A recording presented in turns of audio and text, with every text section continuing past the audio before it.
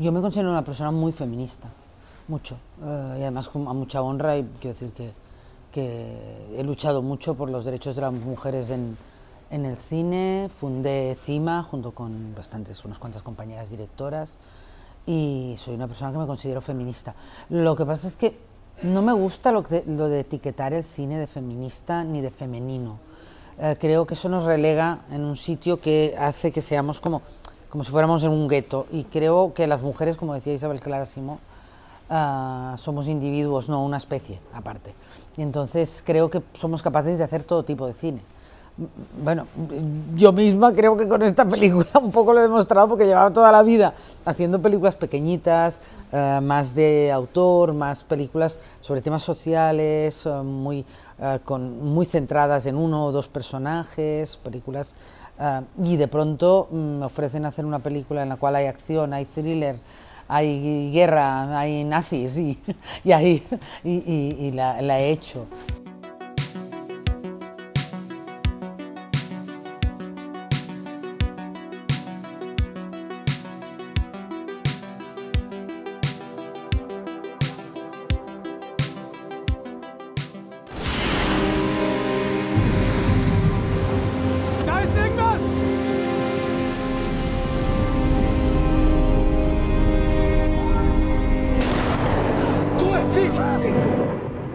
La verdad es que no ha sido exactamente solo por las cuestiones institucionales, que también por la Academia, que incluso antes, porque empecé en la Academia de Cine Español en el 2011, después del ISACA, y después ya estuve allí varios años y luego pasé a la Academia Catalana en el 2021. Pero la verdad es que también han sido unos años que me he dedicado mucho a la universidad. Yo doy clases en Blanquerna, en la Universidad Ramon Llull, me saqué el doctorado, hice la tesis, que eso es un trabajazo, y entonces sobrevivir, pues esto, dando clases y de vez en cuando, pues esto, haciendo alguna película, pero poquitas. La tesis es sobre el estilo cinematográfico y la influencia de las artes visuales en el encuadre. Y también he estado tratando un tema que llevaba muchos años a mí obsesionándome. Yo estudié Historia del Arte en la universidad, y el tema de la influencia de la pintura y de la escultura y de la fotografía en el cine ha sido algo que me ha preocupado siempre. También la utilización de las paletas de colores, el trabajo con los encuadres, las puertas, los términos. Quiero decir, todo esto ha sido algo que a mí me ha obsesionado siempre. Siempre hablaba que también el trabajo con los rostros, la utilización de un término que utilizó Anna Petrus hace muchos años, del rostro como paisaje en mis películas, que siempre me quedé con esta idea, porque también la influencia de Lucian Freud, la influencia de los términos y las puertas, con Hammershøi y con otros. Es decir, es algo que siempre me ha interesado mucho, con lo cual no es que le preste más atención ahora, quizás sea un poquito más, pero bueno, estas son cosas que yo tampoco sé verlas.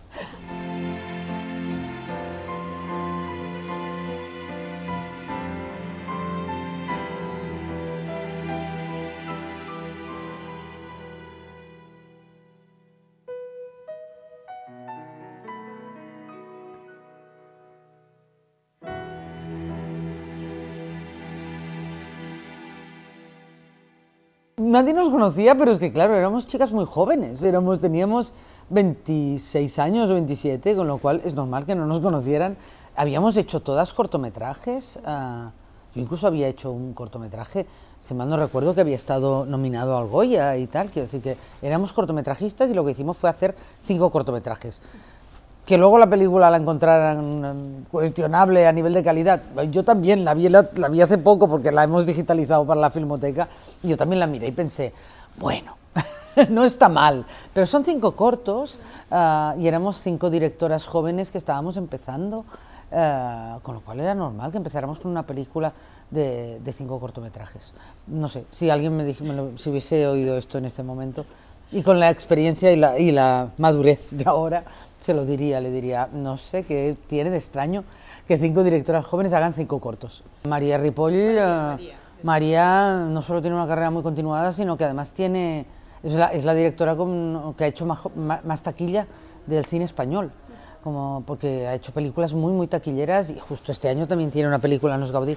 Y luego también Teresa de Pellegrí, lo que pasa es que Teresa ha dejado de dirigir y se dedica al guión.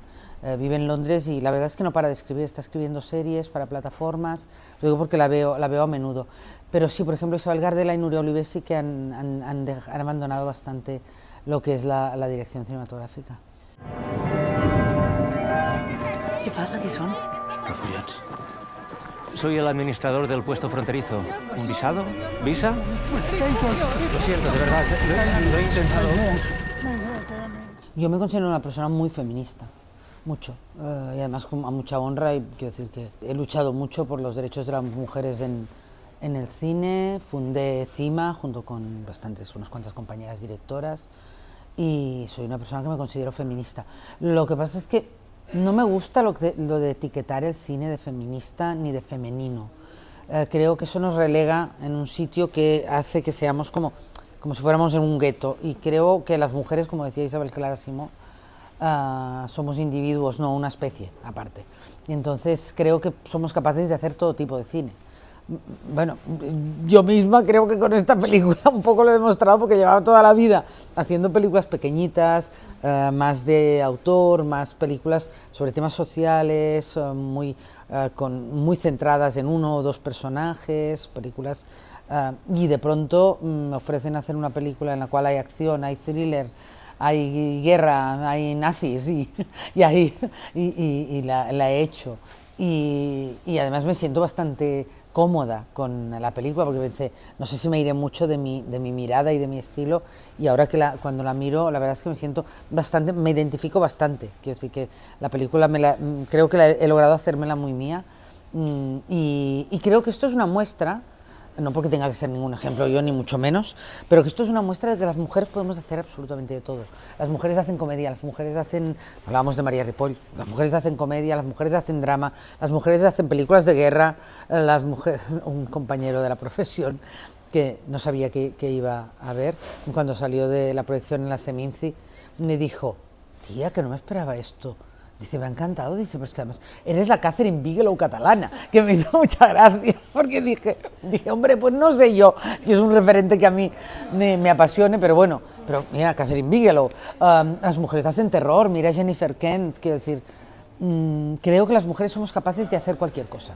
Animación, mira ahora con Irene Iborra, con esta maravillosa película de Olivia y el terratrèmol invisible.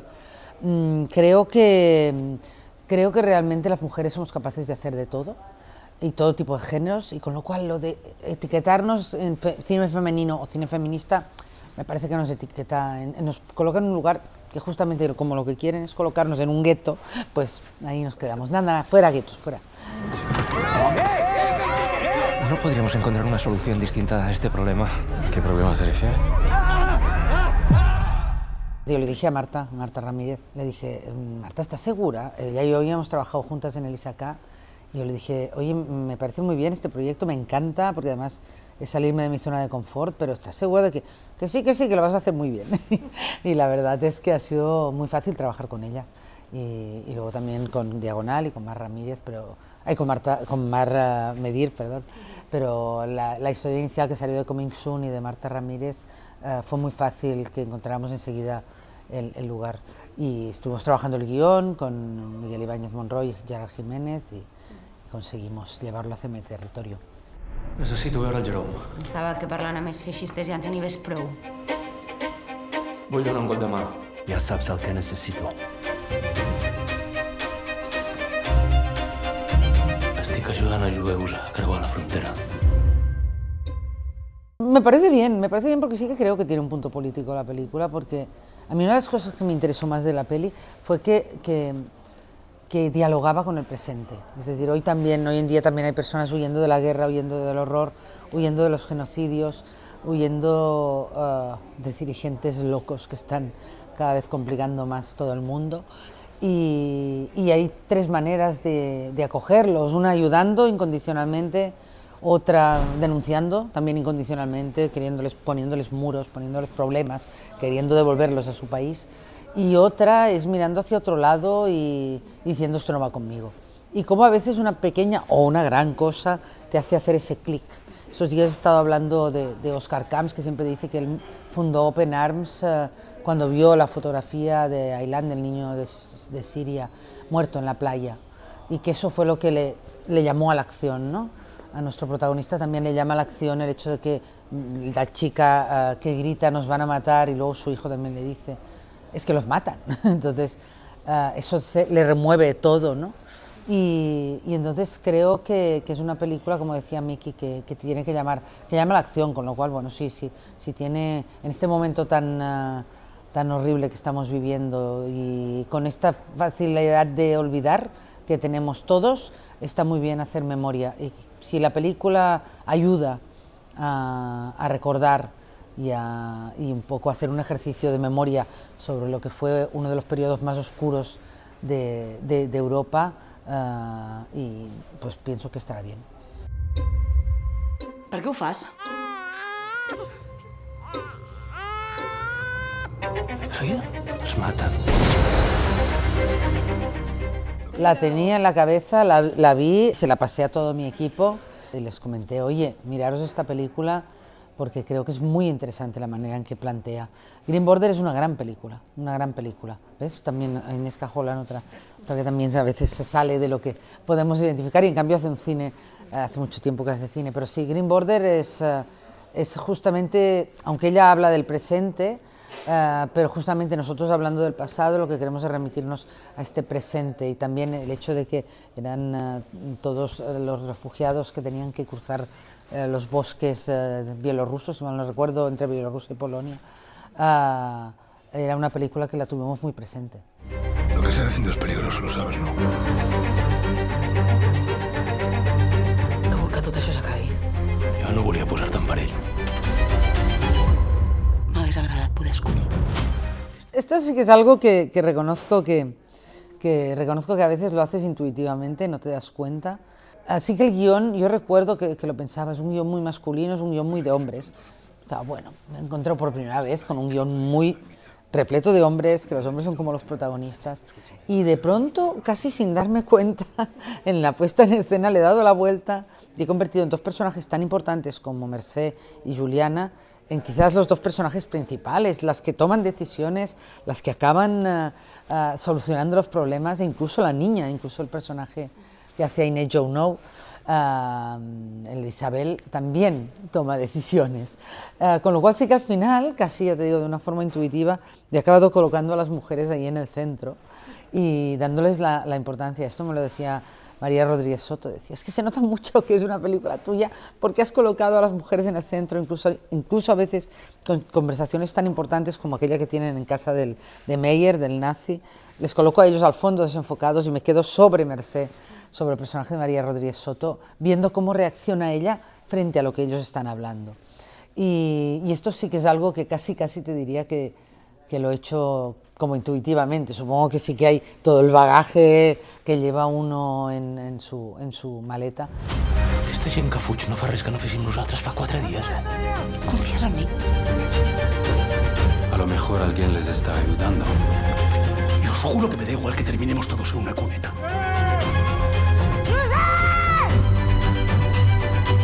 Esto no lo puede saber nadie.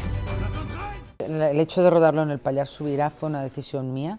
La película inicialmente pasaba en el Valle de Arán, que es una preciosidad también, y que también tiene este punto de montañas grandes amenazadoras, pero yo desde muy pequeñita había veraneado en el Pallars, a los 6 días ya me llevaron para el Pallars Sobirà, en Sort mis padres tenían un pequeño apartamento y pasábamos allí todos los veranos, con lo cual yo conocía muy bien esa zona. Y sabía este punto de amenaza que tienen las montañas, que son inmensas, los bosques, que son muy frondosos, la belleza del paisaje y la presencia constante, y este punto de salvaje que tiene, que a veces ellos mismos lo dicen, ¿no? Que esto es el Far West, y que lo hemos visto a veces en programas de Carles Porta, Thor, todos estos programas que son este punto de sitio muy apartado, de una belleza abrumadora y a la vez de un punto claustrofóbico y amenazante de las montañas. Pero que bueno, que recomiendo a todo el mundo que vaya porque es el sitio más bonito del mundo. Es impresionante, impresionante. y el paisaje juega un papel importante en la película.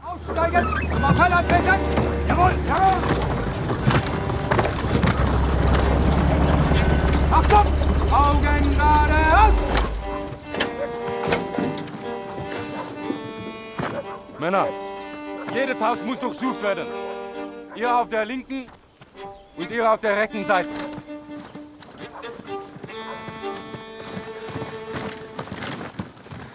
Esto lo trabajamos mucho con Andreu Adam Rubiralta, la parte de la luz, porque era muy importante para nosotros.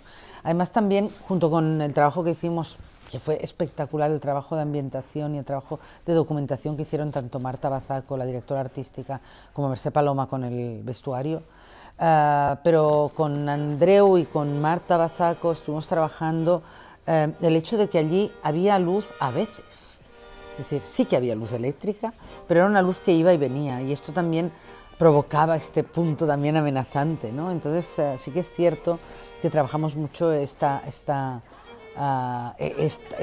luz y no luz, el hecho también de que cuando entrabas dentro del bosque de pronto la luz desaparecía, era todo mucho más amenazante y más oscuro.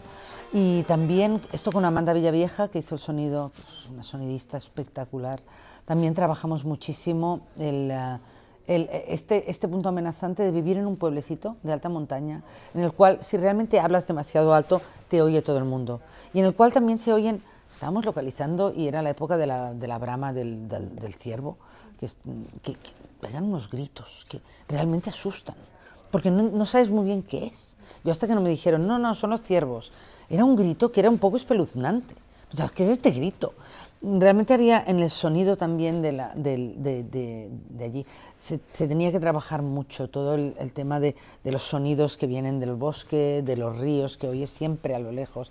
En todas partes hay presencia de agua, también el hecho de que los vecinos, podías llegar a oír a los vecinos según lo que dijeran, si hablaban, el peligro también que esto representaba para los que llegaban al pueblo para buscar refugio. Y la verdad es que hicimos un trabajo muy intenso de documentación en todos estos sentidos. Mare, vine cap ací. Treu tota la roba que tinguem, ràpid, i recolliu el rebost. Els alemanys estan entrant a les cases. Isabel! Pensaba que todo esto sería más discreto. Y yo pensaba que después de nuestro último encuentro no sería necesario. No hay mucho, hay algunos libros, algunos artículos, que fue en lo que nos basamos.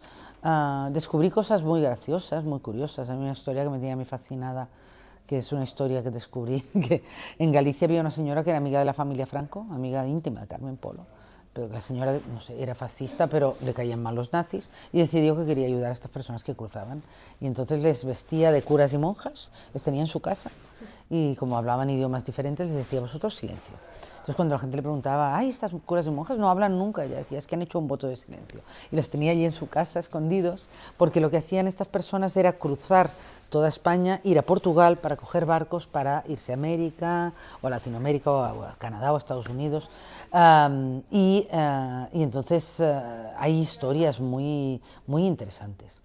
Sí que hay algunos libros, hay algunos artículos escritos, algunos periódicos que recuerdan esto de Galicia, yo lo leí en un periódico, y realmente yo creo que lo miramos todo, casi todo, pero sí que es cierto que hay poca documentación. Pero bueno, yo estoy últimamente descubriendo historias de que dices, pero ¿cómo puede ser que esto no se haya contado? Y realmente es que hay muchas historias aún que tenemos que contar. Te diré que en los coloquios, que hemos hecho ya unos cuantos, y también en la Seminci y en Tallinn, siempre, esto ya no es una cuestión de la película, yo creo que es una cuestión de que la gente mayor, la gente, y no tan mayor, la gente de media edad, son los que participan en los coloquios. La gente joven se acostumbra a quedar callada.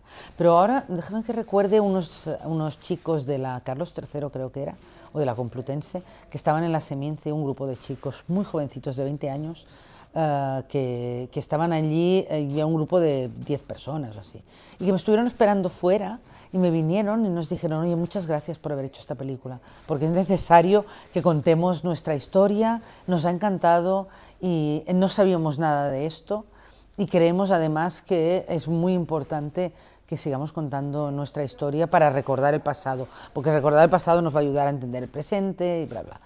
Y la verdad es que me pareció muy bonito, me emocionó, porque normalmente no recibes el feedback de la gente más joven. También te diré que al estreno que tenemos un día de estos en Barcelona, he invitado a todos mis alumnos, con lo cual, y les he dicho, quiero feedback, con lo cual me gustará mucho ver cómo los chavales de 20 años reaccionan delante, o incluso menos, porque van desde los 18 hasta los 21 en la universidad, cómo reaccionan hacia una película que les cuenta una historia que desconocen. Y en la cual, viendo los resultados que tenemos de las encuestas, en los cuales no sé cuántos % altísimo considera que con Franco se vivía mejor o que la dictadura no es un problema, creo que es importante ver cómo es su reacción. Y si podemos, no con esta y con tantas otras películas, este año hay una película maravillosa de Celia Rico que se llama La buena letra también, que habla de este periodo, y con nuestras películas intentar recordar, intentar hacer un ejercicio de memoria, a ver si así logramos hacerles entender que vivir bajo el fascismo y vivir bajo una dictadura no es una buena idea, porque no van a poder hacer nada de lo que hacen, porque falta de libertad, falta de posibilidad de hacer lo que quieres, falta de libertad de pensar lo que quieres. Y creo que es importante hacer estos ejercicios. Sí, seguir, pero también te diré que hacer cine más de autor, más pequeñito, más personal, es muy complicado, ¿eh? A veces, antes me preguntabas qué he hecho durante todos estos años. Me he ganado la vida en la universidad, feliz de haber estado allí, he podido sacarme la tesis doctoral y además he aprendido muchas cosas con mis alumnos, pero ten en cuenta también que he intentado levantar proyectos. Lo que pasa es que es muy complicado levantar proyectos más pequeños y más personales. Con lo cual ahora la verdad es que tengo algunos proyectos en marcha, pero que también son proyectos que me han llegado, son proyectos también bastante grandes. Tengo un proyecto que voy a rodar en principio en junio, también de época, el año 40, sobre maestras republicanas que fundaron una escuela de enseñanza libre, un homenaje a estas maestras que son las que nos han llevado hasta aquí. Y tengo un proyecto de animación también, que estamos ya trabajando, que se llama Molsa, y que me lo estoy pasando muy bien, y que es para niños, para explicar a los niños qué es la guerra, qué es la pérdida, y es un proyecto que seguimos un perrito, es muy bonito, la verdad me lo estoy pasando muy bien, y es un proyecto en el cual estoy muy ilusionada. O sea que sí, que proyectos hay, pero quizás, bueno, lo de la animación sí que es un reto grande. Y lo otro también, intentar seguir haciendo historias, y el reto es intentar seguir haciendo historias en las cuales yo pueda sentirme identificada y pueda reconocerme en ellas.